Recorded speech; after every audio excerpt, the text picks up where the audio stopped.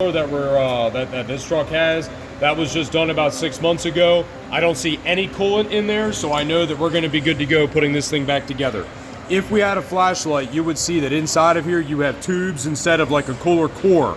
Okay, these tubes are going to make this EGR cooler more reliable than the factory EGR cooler that came on this truck. Notice that it's a square tube. It shouldn't have tubes in it. Technically, it should have like a radiator core looking thing on the inside. But because this is the bulletproof one, you can see where they had these things cut apart and welded. They actually put a tubular design inside of here. Looks like he's already got a new Ford quick disconnect right here. Do not replace it. These actually are on back order right now. This is a good piece. Make sure we continue using it. These are aftermarket intake manifold gaskets. These technically are reusable, but the kit that we're putting on this guy's truck will include those. So just make sure that you put new ones of those in. In the event that these things weren't new, I always replace them, okay? This is a new EGR valve. This EGR valve is nice and shiny because it got done at the same time as this EGR cooler.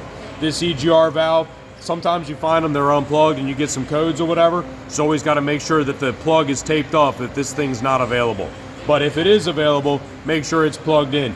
You can take this out. There is a little fibrous like gasket that goes underneath of that, and then there's two usually like orange O-rings.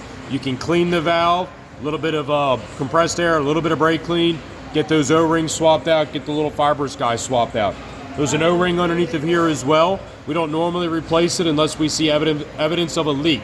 If there is evidence of a leak, then you always replace it. Also, there's usually a plastic intercooler pipe that's attached right here. If the guy is tight on money, we can just ship the truck without doing the plastic intercooler pipe.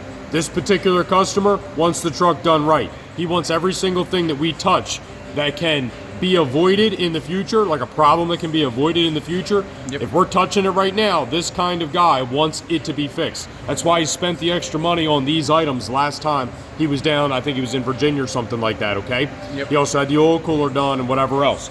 Now make sure that if we're putting the metal intercooler pipe on and the plastic one's not broke, you save the plastic one. You either give it back to the customer, or if he doesn't want it, you just save it.